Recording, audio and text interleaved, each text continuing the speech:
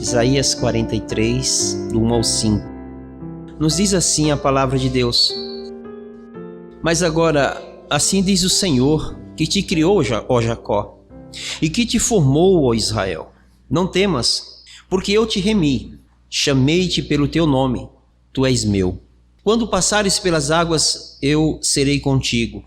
Quando pelos rios, eles não te submergirão. Quando passares pelo fogo, não te queimarás, nem a chama arderá em ti. Porque eu sou o Senhor, teu Deus, o Santo de Israel, o teu Salvador. Dei o Egito por teu resgate, e a Etiópia e Sebá por ti, visto que foste precioso aos meus olhos, digno de honra, e eu te amei. Darei homens por ti e os povos pela tua vida. Não temas, porque sou contigo. Trarei a tua descendência desde o Oriente e a ajuntarei desde o Ocidente. Amém. Queridos, esse texto é um texto lindo, fantástico. Talvez um dos textos mais bonitos da Bíblia, que fala de esperança, das maravilhosas bênçãos de Deus sobre as nossas vidas. Para que a gente possa entender melhor esse texto, vamos ler os versos 23, 24 e 25 do capítulo anterior. Mas a partir do 24 diz assim: Quem entregou Jacó por despojo e Israel aos roubadores? Acaso não foi o Senhor, aquele contra quem pecaram e nos caminhos do qual não queriam andar, não dando ouvidos à sua lei? Pelo que derramou sobre eles o furor da sua ira e a violência da guerra. Não lhes ateou fogo ao redor, lhes ateou fogo ao redor, contudo não o entenderam, e os queimou, mas não fizeram caso. Mas agora, assim diz o Senhor. O profeta Isaías, irmãos, a gente começa a pegar a partir do capítulo 39, o 37, 38, a gente vê ali a história de Senaqueribe querendo invadir a cidade de Jerusalém. Rodeia a cidade e atenta contra a cidade, e diz que ia destruir a cidade, manda mensageiros, difama a Deus, provoca o rei, fala na língua dos judeus, né? E aí Deus fala assim: deixa eles, eu tenho uma aliança com o meu amigo Davi, eu tenho uma promessa com Davi, ele não vai sequer jogar uma pedra contra a cidade, ele não vai entrar em Jerusalém por amor do meu nome e por causa da promessa que eu tenho a Davi. E durante a noite Deus manda ali um anjo, e o anjo faz um rolê noturno, né, para a gente entender aqui nos dias do Isaac e da Giovana, que são mais jovens.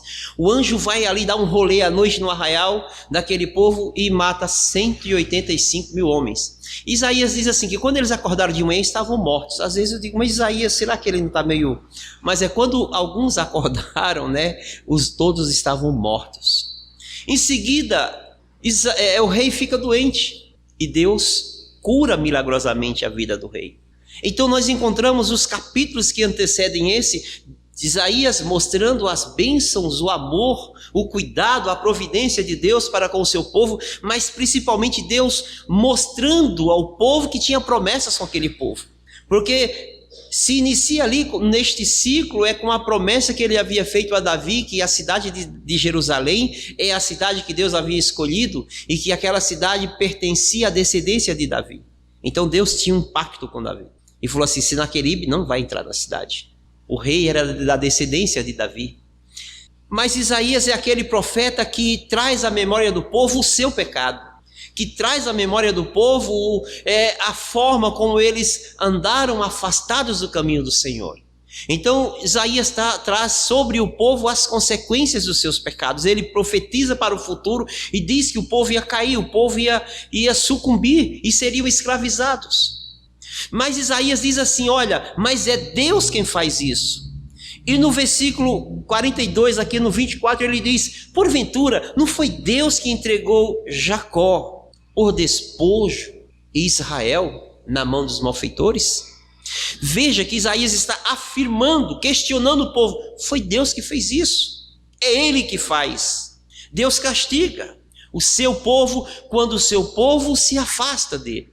Mas há uma promessa, há uma esperança. E Isaías ele começa falando, mas agora, olha, veja bem, ele vai falar no capítulo 42, o que antecede aqui, ele vai falar sobre o servo, sobre aquele que seria o servo sofredor que Deus enviaria para salvar. Então ele diz assim, agora, mas agora, assim diz o Senhor, que te criou, ó Jacó. Isaías ele faz uso aqui de uma palavra lá do Gênesis, quando criou Deus os céus e a terra. Ele diz assim, mas o Deus que criou todas as coisas, o Deus que fez Adão com o poder do seu amor e com a eficiência das suas mãos, este Deus que te criou e esse Deus que te formou, ó Israel, Deus está falando da formação de um povo, da escolha de um povo. Então Isaías está mostrando ao povo os feitos de Deus na história. Foi Deus que criou todas as coisas, os céus e a terra, as nossas vidas. Você, Deus é o nosso autor, é o nosso construtor. Então Isaías está falando, o Deus criador de todas as coisas, ele está falando para você, Jacó, povo de Israel, o povo que ele escolheu, porque Israel é o segundo nome de Jacó ali depois do vale de Jaboque, quando ele está voltando para a terra dos seus pais e com medo, ansioso porque se encontraria com seu irmão. Então ele vai, se afasta e vai orar e fica ali a noite inteira lutando com o anjo, e de manhã o anjo fala assim, olha, lutastes com Deus e prevalecesse, eu vou mudar o teu nome, a partir de hoje você será chamado de Israel. A partir daquele momento, daquele tempo em que Deus muda o nome de Israel, Deus está acrescendo aquele povo agora um chamado a uma nação. O povo de Israel é um povo chamado, um povo que foi formado a partir da promessa de Abraão. Então Isaías ele começa a mostrar ao povo que quem está falando é esse Deus poderoso da história, é o Deus que escolhe um povo pequeno a partir de Abraão, um peregrino na terra, e falou assim, Abraão, a tua descendência, a tua família será grande, será numerosa, eu te darei toda a terra, darei a tua descendência, e vocês serão benditas todas as famílias da terra. Então quando Deus ele fala para o povo, olha, eu sou o Deus de Israel, o Deus que formou você, ele está trazendo à mente daquele povo a promessa, o pacto, a escolha de Deus e as bênçãos e as promessas de que todas as famílias da terra seriam benditas a partir daquele povo. Então Deus fala assim, quem está falando agora é um Deus criador, mas é um Deus que escolheu você, é o Deus que formou vocês. Às vezes tem pessoas que falam para a gente, olha, pode ir, vai aí que eu garanto que vai dar certo, e às vezes não dá. Às vezes a gente está num momento de dificuldade, num momento de dor, de tristeza, desemprego, doença, de problemas, de desesperança, de agonia. E eu quero falar para você que o Deus que criou os céus e a terra, ele está falando com você nessa manhã. O Deus que te escolheu desde o ventre da tua mãe, ele está falando com você nesta manhã. Ele diz assim, não temas, não sei qual é o seu problema, eu não sei a adversidade que tem se colocado diante de você, as minhas eu sei, mas eu falo para você que Deus está falando nesta manhã, não temas porque eu te remi. E o remir aqui é eu te peguei para mim, eu te trouxe para mim, eu te arranquei do meio dos povos para mim. Deus está falando para aquele povo, gente, olha, eu não temas, não tenham medo, eu remi vocês. E o remir aqui dessa palavra do Antigo Testamento quer dizer assim, olha, embalsamei, perfumei, eu escolhi, eu adornei, preparei para mim, para que vocês sejam meus. Ele diz assim, eu chamei-te pelo teu nome, tu és meu. É engraçado quando a gente fala assim, chamei-te pelo teu nome, é um símbolo de intimidade, chamar pelo nome. Deus, ele vai falar para o povo de Israel, eu te chamei, ó bichinho de Jacó. A expressão que Deus usa com esse povo, ele diz, pois tu és o meu povo, porque tu és o bichinho de Jacó. A intimidade, o carinho que Deus demonstra com esse povo, porque nós só chamamos as pessoas com nomes assim, entre aspas, pejorativos, quando nós amamos, amorzinho, benzinho, né? Quando alguém é chamado de Maria, a gente chama, Maria não, quando é Argemir, a gente chama de Miro, Mirinho. Quando é Severino a gente chama de Bill, quando é Francisco a gente chama de Chiquinho. Então geralmente chamamos as pessoas pelo nome e colocamos o nome mais íntimo quando nós temos muito apreço. E Deus aqui ele diz: chamei-te pelo teu nome, tu és meu. Olha só, chamar pelo seu nome e falar assim: porque você é meu. Irmãos, Deus está falando para aquele povo algo que a gente só escuta isso dos nossos pais ou da nossa esposa. Porque hoje tá difícil até os filhos falar isso, né? Que tu és meu, pai. Mas olha que coisa maravilhosa. Deus diz assim: eu chamei você pelo seu nome, porque você é meu.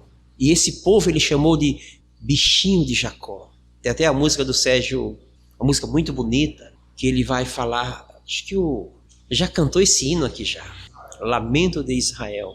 Porque o bichinho de Israel aqui, chamar pelo teu nome, tu és meu, quer dizer eu te escolhi. E tu és meu de uma forma que ninguém vai te tirar das minhas mãos. Irmãos, escolher para si é algo que poucas pessoas podem fazer. Escolher e tomar para si. E é o que Deus faz com aquele povo. Ele chama o povo pelo nome do povo e toma esse povo para si. Então Isaías diz: olha, esse é o Deus que criou todas as coisas. É o Deus que nos formou como uma nação.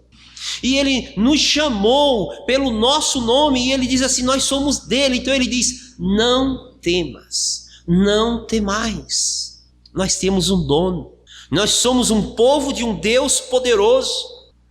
Porque ele está falando, e aí ele vai falar assim: olha, quando vocês passarem pelas águas, eu serei contigo.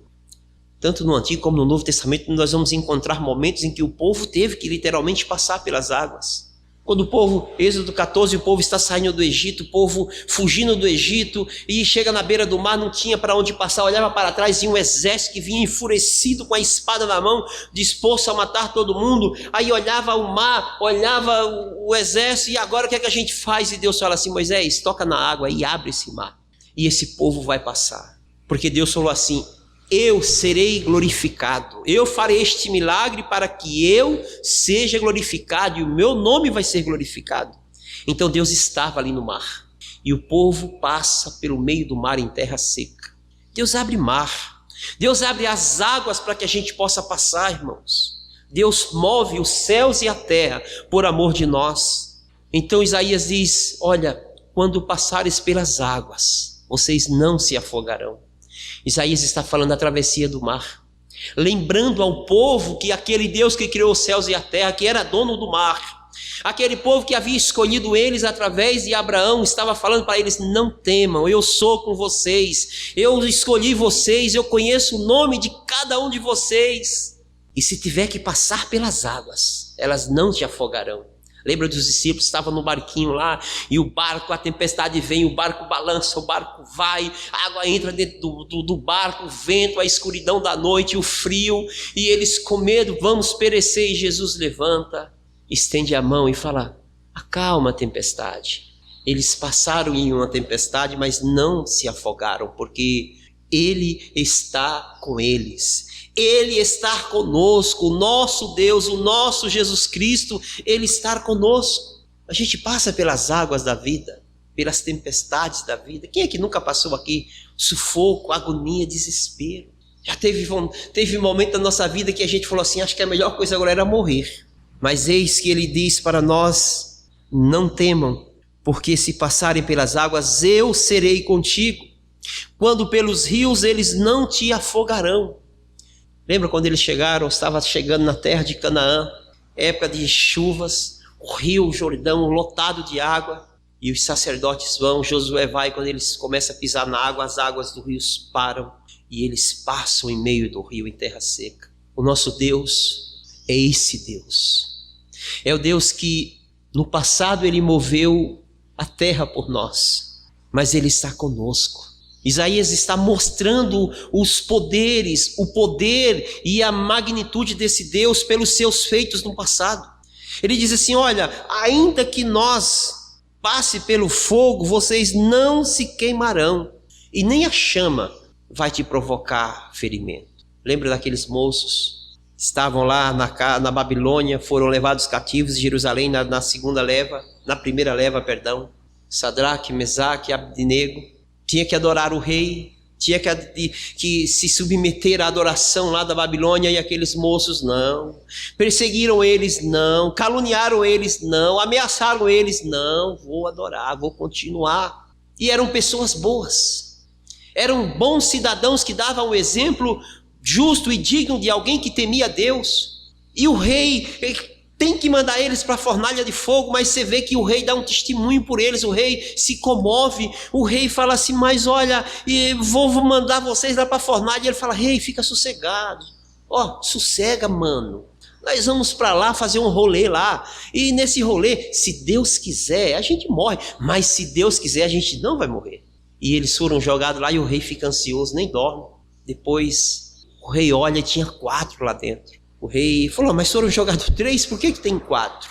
Nós não passamos nas nossas aflições sozinhos. Nós não passamos os nossos sofrimentos sozinhos.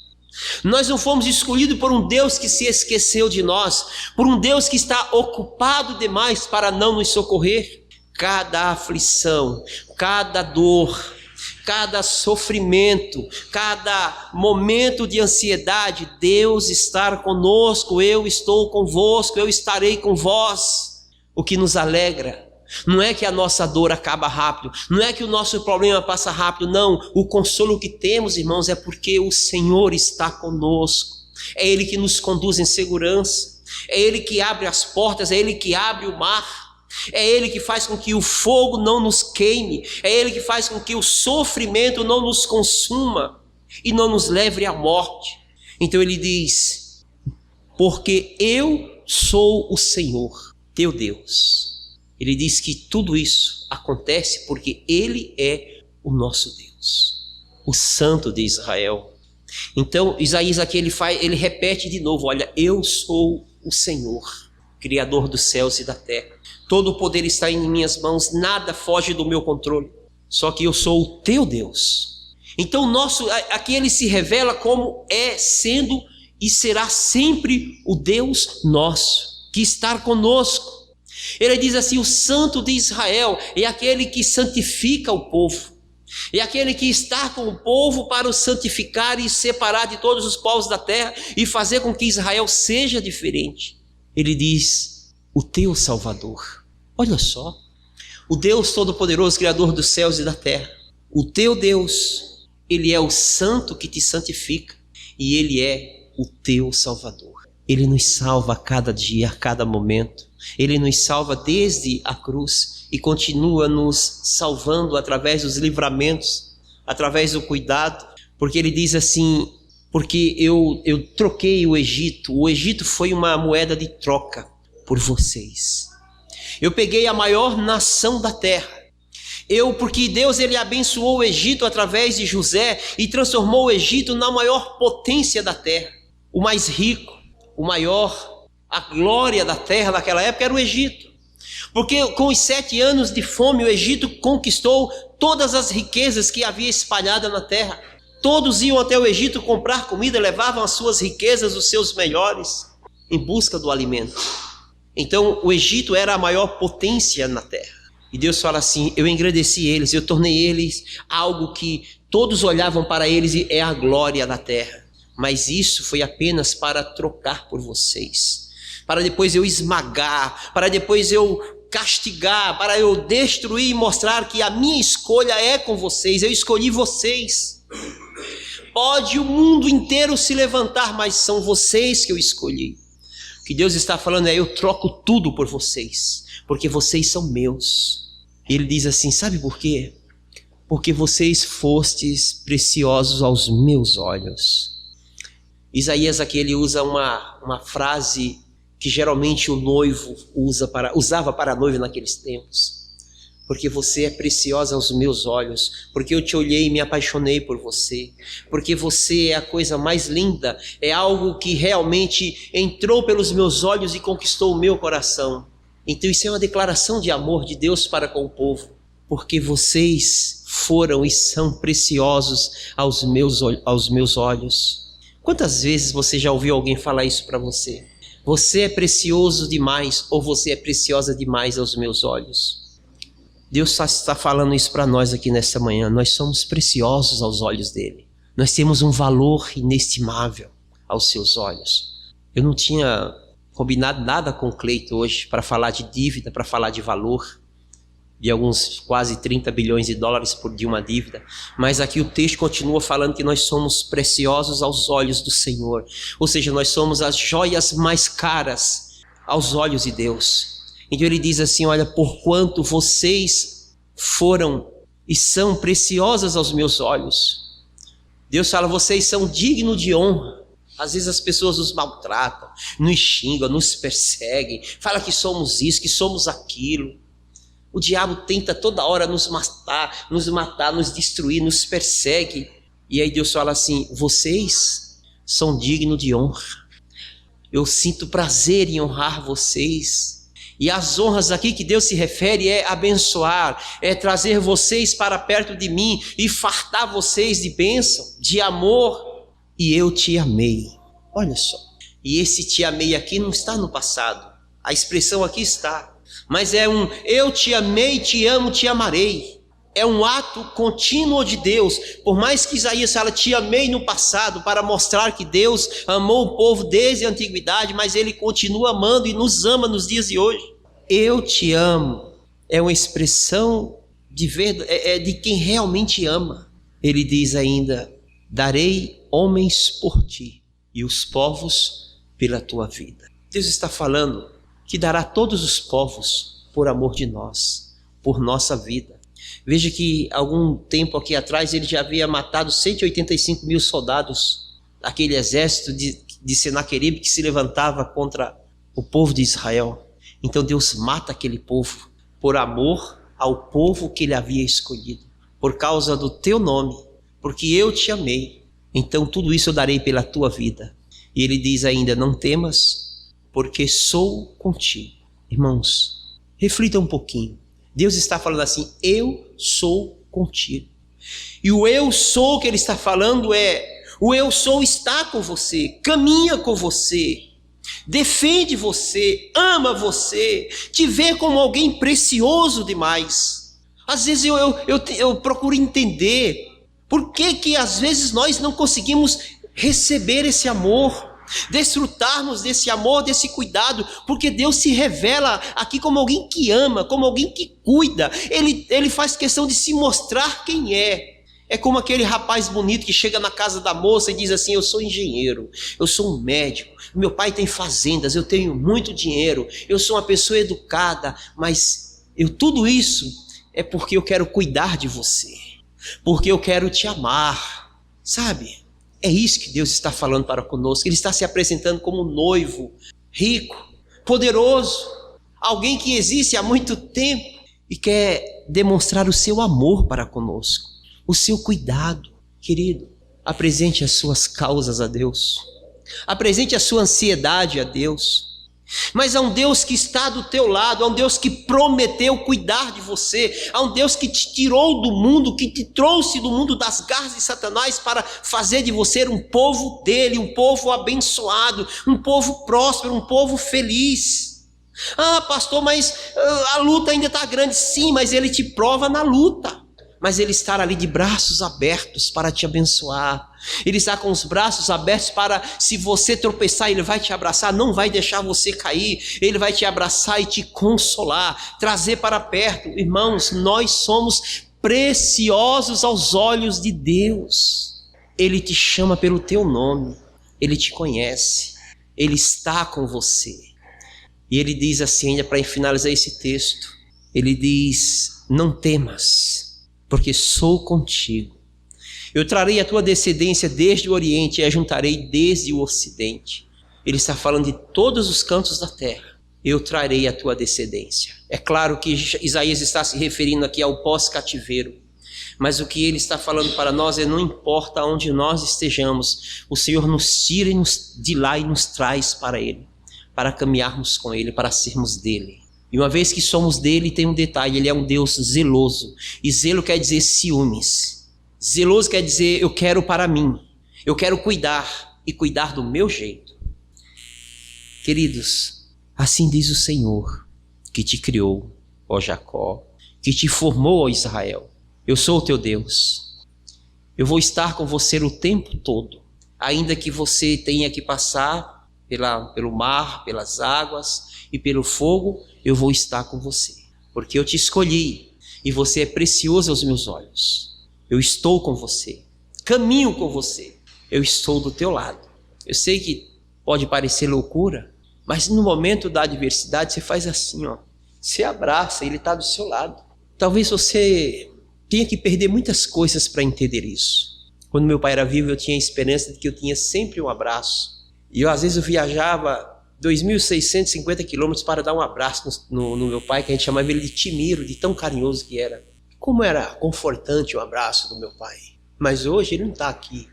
E eu pude entender isso, que do meu lado tem um Deus que me ama. E eu posso abraçá-lo quando eu quiser. E você pode senti-lo. Então, quando as coisas estiverem difíceis, irmãos, abraça ele. Mas também quando estiver tudo bem, abraça ele e fala assim: oh Deus, obrigado, Senhor, por estar comigo. Nós somos preciosos aos seus olhos. Ele está com você em todo momento. É isso que nos consola. É a esperança que temos na adversidade, na dor, na tristeza e também na alegria. É que Ele está conosco.